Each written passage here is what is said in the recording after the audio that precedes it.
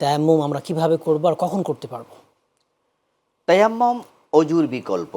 জি। আল্লাহ তাআলা বলছেন, ফাইন লাম তাজিদু মান ফাতায়াম্মামু সাইয়িদান সাঈদান তাইয়্যিবা। তাইয়্যিবা। যদি তোমরা অজু করার জন্য, গোসল করার জন্য পানি না না পাও, পাও। তাহলে তোমরা তায়াম্মুম করো। পবিত্রতার জন্য অজু এবং গোসল লাগে, জি। এটাই স্বাভাবিক নিয়ম। কিন্তু এমন জায়গাও পৃথিবীর আছে যেখানে অজু গোসলের পরিবেশ নাই, মাটি ছাড়া অন্য কিছু পাওয়া যাচ্ছে না, পানি সহজলভ্য না। মরুভূমিতে আছে।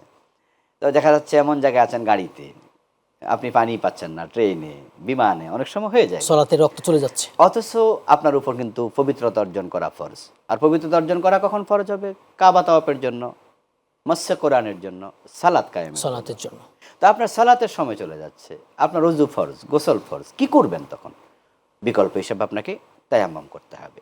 তায়াম্মুমের জন্য শর্ত হলো পানি না পাওয়া, অথবা পানি আছে কিন্তু ব্যবহারের অনুপযোগী হওয়া।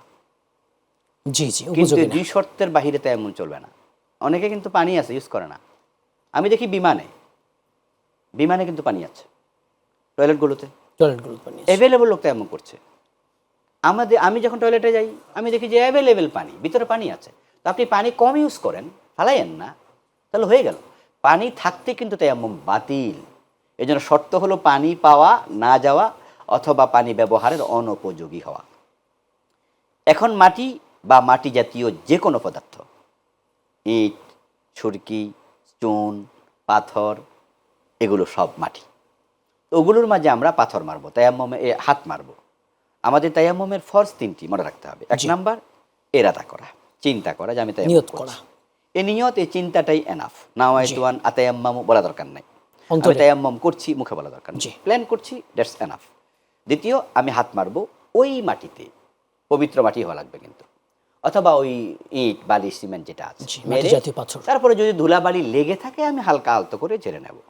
তারপরে শুধু একবার পুরা মুখ মাসে করবে, একবার। তারপরে আবার হাত মারবে। হাত মারার পরে বালু বেশি লাগলে ফেলে দেবে। তারপরে বাম হাত দিয়ে ডান হাতের কনুই পর্যন্ত এভাবে আনবে, তারপর ও পাশে নিয়ে যাবে। আবার ডান হাতটাকে এভাবে দিয়ে বাম হাতের এখান দিয়ে এনে এ পর্যন্ত নিয়ে যাবে।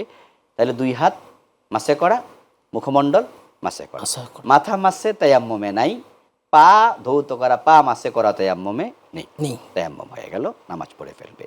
তায়াম্মুম করে নামাজ পড়ার পরে এমন জায়গায় গেল যেখানে গিয়ে পানি পাওয়া গেল, ওয়াক্ত এখনো আছে, তাহলে আমরা বলি যে আপনি অজু করে আবার নামাজ পড়ুন। জি। কারণ যেহেতু আপনার সুযোগ আছে। আর যদি ওয়াক্ত চলে যায়, পানি পাওয়া গেল, তাহলে ওই নামাজ কাজা করার কোনো প্রয়োজন আর নেই।